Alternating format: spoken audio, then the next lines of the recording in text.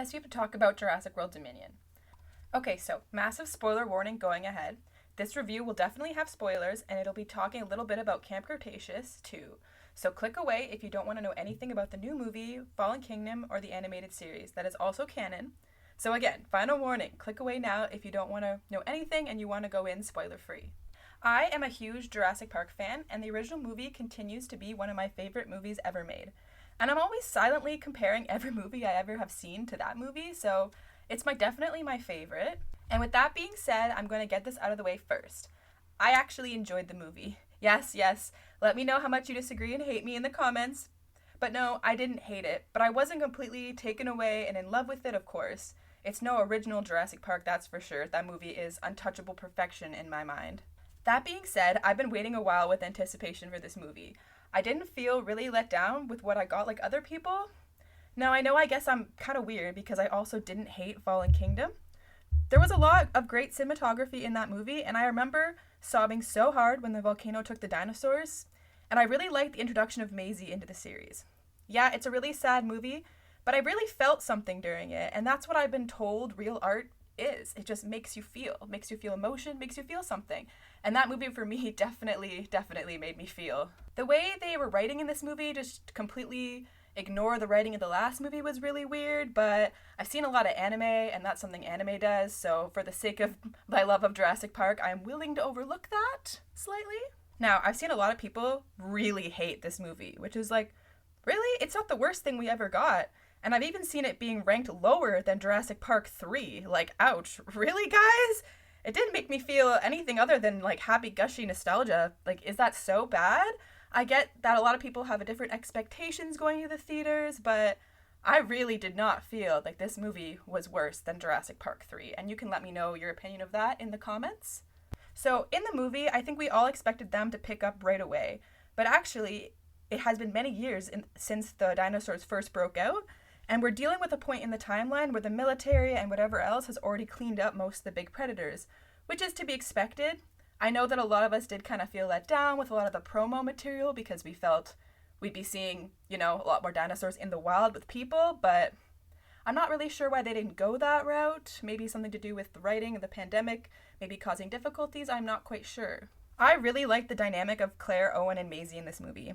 I feel like I've been waiting to see how their little family would be for a few years now. And I appreciate that they didn't have the main characters backslide out of love again. And I really enjoy seeing how sometimes families can be made and they help each other and they need each other.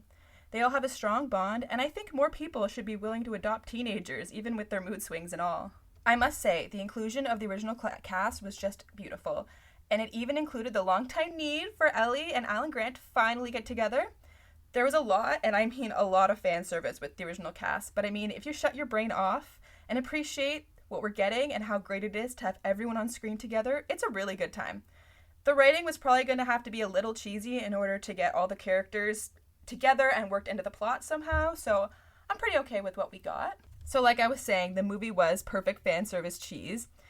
And you may or may not know this, but on this channel, but we're really just here for the dinosaurs. And I love being able to see dinosaurs in 2022 on the big screen that looks so good, even though there was some weird CGI in some parts, but I still think it looked pretty amazing.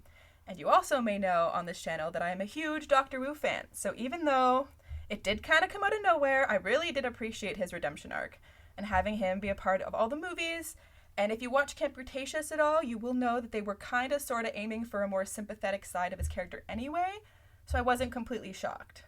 Now, I'm not completely blinded by my love of the franchise. I do have some nitpicks, and there was a few problems with the movie that really stood out for me as why Kayla even chose to help them. That was kind of unexplained. There was really nothing she could have done to help Maisie in that moment.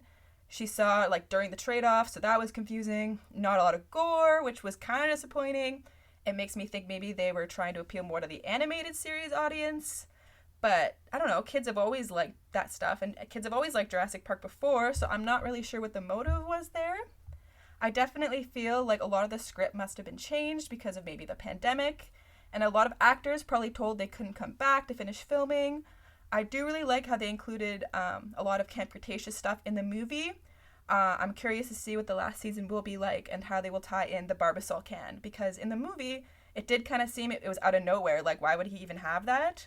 and why is it dirty and stuff. But if you watch Camp Cretaceous or the new season, I think it'll probably make a lot more sense. So the last season is coming out in July, so there's lots of time to catch up if you haven't. Overall, I thought there were some really amazing scenes in this movie. Like, oh my god, the Therizinosaurus and the inclusion of the Carnotaurus with the broken horn that we've always seen in this franchise.